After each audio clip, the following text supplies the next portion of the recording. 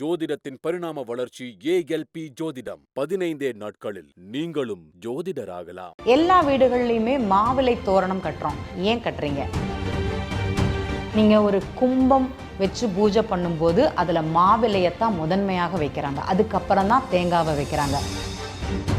உங்களுக்கு எந்த பிரச்சனைகள் வந்தாலும் அது அங்கே கண் திருஷ்டி மூலமாக தான் வருதுன்னு நீங்கள் நினச்சிங்கன்னா அதற்கு மிகச்சிறந்த நிவர்த்தி அப்படிங்கிறது அங்கே மாவிலை தோரணம்.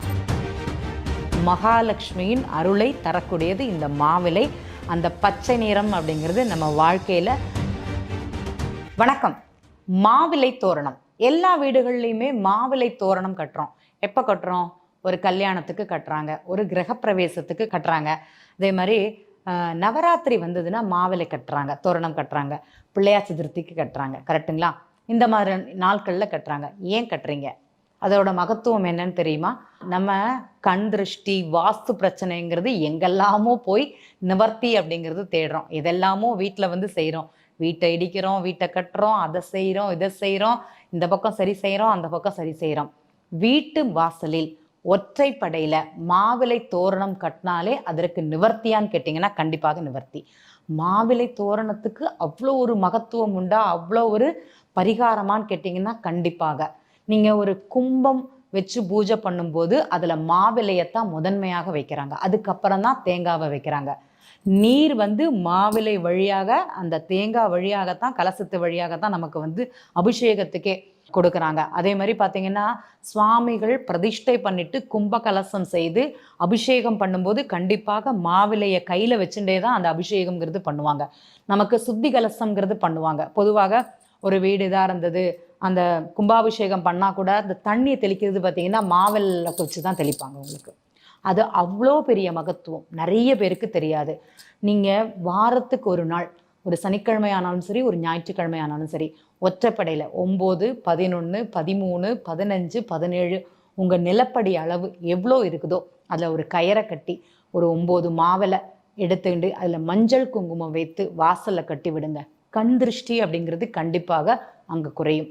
உங்களுக்கு எந்த பிரச்சனைகள் வந்தாலும் அது அங்கே கண் திருஷ்டி மூலமாக தான் வருதுன்னு நீங்கள் நினச்சிங்கன்னா அதற்கு மிகச்சிறந்த நிவர்த்தி அப்படிங்கிறது அங்கே மாவிலை தோரணம். அடுத்தது பார்த்தீங்கன்னா நம்ம வீட்டில் உள்ள வாஸ்து குறைபாடு நீங்குவதற்கு மாவிலை தோரணம்ங்கிறது மிகச்சிறந்த பரிகாரமாக அமையப்படுகிறது.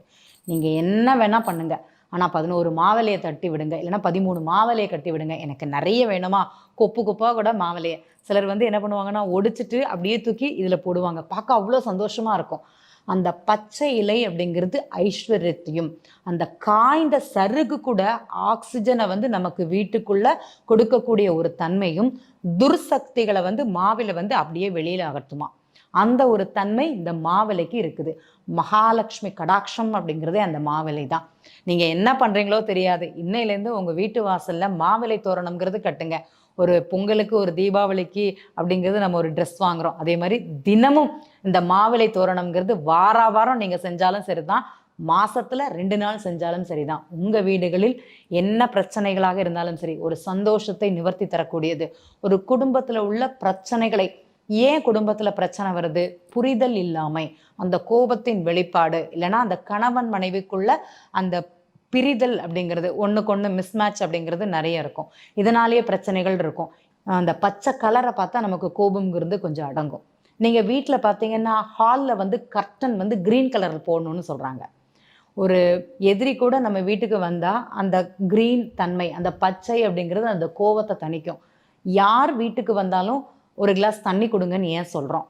அவங்க எந்த எண்ணத்தோடு வந்தாலும் சரி, அந்த தண்ணியை குடித்தா அதோட தாகம் தனியுமா அப்படின்னா, அந்த கோபம் தனியுமானா தனியும். இல்லைன்னா ஒரு டென்ஷனோட வந்தால் கூட முதல்ல என்ன கேட்குறாங்க, வீட்டில் வந்தவங்களுக்கு தண்ணி தான் கொடுப்பாங்க.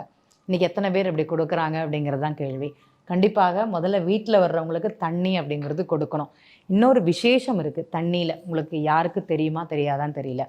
திருமணமாகாத ஆணாக இருந்தாலும் சரி, பெண்ணாக இருந்தாலும் சரி, உங்கள் வீட்டுக்கு ஒரு சுமங்கலி யாராட்டி வர்றாங்க அப்படின்னா அவங்களுக்கு ஒரு கிளாஸ் தண்ணி, உங்கள் வீட்டுக்கு ஒரு குழந்தை வருது, ஒரு பெரியவங்க வராங்க, யார் வேணால் வரட்டும், எப்போது வந்தாலும் ஒரு பால் பேக்கெட் கொடுக்க வராங்க, ஒரு காப்பி பொடி வாங்க வந்தாலும் கூட அவங்களுக்கு 1/2 கிளாஸ் தண்ணி கொடுத்து விடுங்க. உங்கள் வீட்டில் சுப நிகழ்வுங்கிறது சீக்கிரமாகவே நடக்கும். இதை செஞ்சு பாருங்கள், கண்டிப்பாக மாற்றம்ங்கிறது இருக்குது. மறுபடியும் வரேன். மாவிலை தோரணம்ங்கிறது திருஷ்டி தோஷத்தையும் வாஸ்து பரிகாரத்திற்கும், வாஸ்து என்ன பிரச்சனை இருந்தாலும் மாவிலை அப்படிங்கிறது மிக சிறந்த பரிகாரம். அதே மாதிரி பிளாஸ்டிக் மாவிலை தயவு செய்து கட்டாதீங்க. முதல்ல அதை எடுத்துருங்க. இயற்கையாகவே கிடைக்கக்கூடிய மாவிலையை எடுத்து கட்டி விடுங்க. நல்ல மாற்றம்ங்கிறது கிடைக்கும். மகாலட்சுமியின் அருளை தரக்கூடியது இந்த மாவிலை. அந்த பச்சை நிறம் அப்படிங்கிறது நம்ம வாழ்க்கையில் அந்த சுப நிகழ்வுகளை நிறையவும் லக்ஷ்மி கடாட்சத்தையும் கொண்டு வரக்கூடியது. குபேரனுக்கு பிடித்த நிறம் அப்படிங்கிறது பச்சை நிறம். நீங்கள் வாசலில் வடக்கு பக்கத்துலேயோ இல்லைனா உங்கள் வீடு எந்த திசை இருந்தாலும் சரி, அந்த குபேரன் வந்து என்ட்ரன்ஸில் இருந்தால் நல்லதுன்னு சொல்லுவாங்க.